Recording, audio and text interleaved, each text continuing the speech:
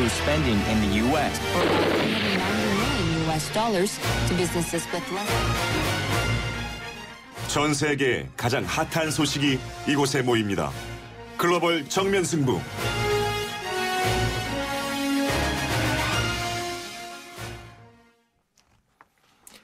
자, 오늘 글로벌 정면 승부는요, 러시아로 가보겠습니다. 러시아 모스크바 오선근 리포터 연결합니다. 안녕하세요. 예, 안녕하세요. 모스크바 오선근입니다. 네, 오늘 새벽에요, 남북 고위급 접촉 타결이 됐는데요. 러시아에서도 이 한반도 소식 관심이 많았습니까? 네, 물론입니다.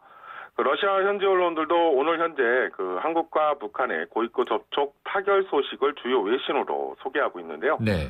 한국 시간으로 오늘 새벽 2시에 고위급 접촉 타결에 따른 성명 발표가 이루어진 만큼 모스크바 현지 시간으로 어제 저녁 9시경부터 러시아 공영 통신사들을 비롯한 거의 모든 러시아 주요 언론들은 남북 간의 접촉 타결 소식을 전하면서 한국과 북한은 43시간이 넘는 긴 시간 동안의 회담을 통해 타결책을 찾았다라고 신속 보도하는 모습이었습니다. 네. 또한 한국 시간으로 오늘 정오가 넘어서는 시간인 모스크바 현지 시간으로 오늘 아침 6시 이후부터는 한국은 휴전선에서 실시해오던 확성기 방송을 중단했다고 일제히 보도하면서 합의 사항이 이행되고 있음을 전하고 있기도 한데요. 북한의 포격 도발과 한국의 확성기 설치 등 긴박했던 순간들로부터 실시간 주요 소식으로 다루었던 러시아 현지 언론들은 특히 러시아 공영 타스 통신은 긴박했던 순간부터 오늘 양측 접촉의 타결 소식까지 시간대별로 정리하며 긴박했던 한반도 상황을 다시 한번 점검하는 모습을 보이고 있기도 합니다. 네.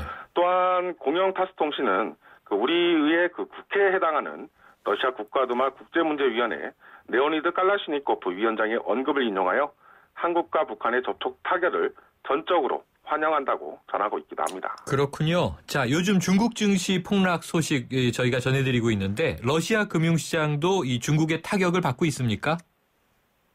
예, 그렇습니다. 일단 러시아의 주요 주가 지수인 RTS 지수 역시 어제 24일 전 거래일보다 6%가 하락한 716.74포인트를 기록하면서 이는 작년 12월 러시아 국가부도 위원까지 거론되던 시기 이후 최저치를 기록한 것인데요. 네. 또한 러시아 루블화 가치도 크게 떨어져 어제 24일 러시아 환율 시장은 루블화 가치 폭락으로 요동치면서 한때 모스크바 외환시장에서는 달러화 대비 루블화가 71루블을, 유로화 대비 루블화가 82루블을 기록하면서 이 역시 작년 12월 이후 최고 수준의 환율을 기록한 것으로 알려지고 있습니다. 네.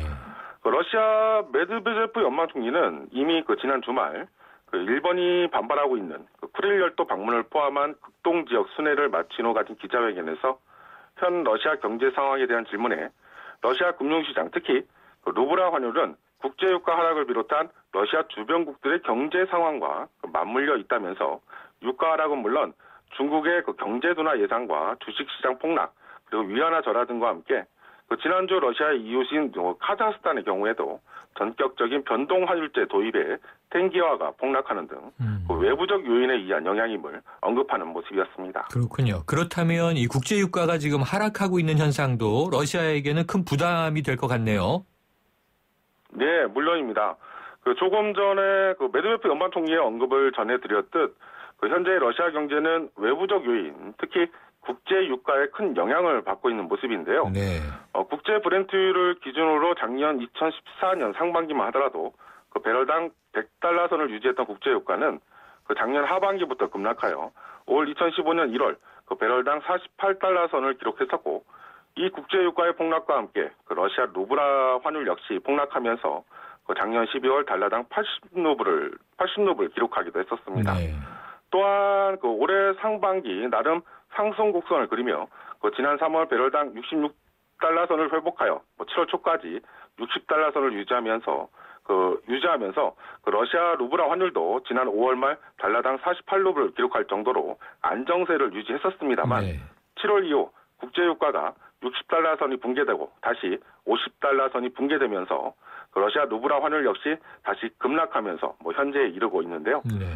지난 8월 중순 러시아 연방산업부의 울리카이프 장관은 국제유가의 배럴당 36달러 선까지에 대해서는 러시아 당국이 나름의 대비를 하고 있다고 언급하기도 했습니다만 러시아 당국이나 관련 전문가들은 국제 유가가 아직도 최저점을 찍지 않았다는 점에 동의하고 있는 상황이기에 네. 그 국제 유가 변동에 눈을 뗄 수 없는 러시아라 하겠습니다.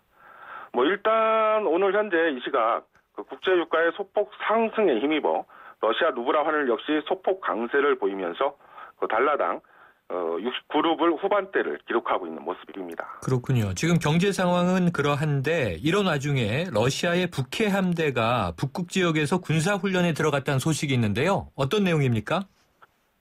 예, 그 러시아 북해 함대 공보실 측은 어제 24일 그 1천여 명의 병력과 군용기, 그 함정, 그리고 여러 전투 장비들을 동원하여 북극 지역에서 군사훈련에 들어갔다고 전했습니다. 네. 정확한 훈련 기간은 밝혀지지 않은 가운데 이번 훈련의 목적은 그 북극 지역 안보 강화와 이 지역에서의 경제활동 보장 및 외부 위협으로부터의 러시아 영토 보호 등이라고 알려진 가운데 이미 러시아 측은 지난 3월 말에도 북극해에서 북핵 함대를 포함한 3만 8천 명 규모의 병력이 동원된 대규모 군사훈련을 실시한 이후 올해 들어 두 번째 이 북극해 훈련으로 이미 러시아 당국은 지난해 말 북극 지역 방어를 국가 안보 전략 최우선 과제 중 하나로 언급한 적이 있었습니다. 네. 또한 이 북극해뿐 아니라 극동 블라디보스톡 인근 해역과 동해상에서는 지난 21일 발대식 이후 어제 24일부터 그 러시아와 중국 해군의 합동 훈련도 실시되고 있는데요. 우크라이나 사태에 따른 서방의 경제 제재와 그 러시아의 경제적 위기감이 커지고 있는 가운데서도 극동 지역은 물론 북극 지역에 대한 통제력을 강화하려는 움직임을 보이고 있는 러시아라 하겠습니다. 네, 오늘 소식 감사합니다. 네, 감사합니다. 지금까지 러시아 모스크바에서 오선근 리포터였습니다.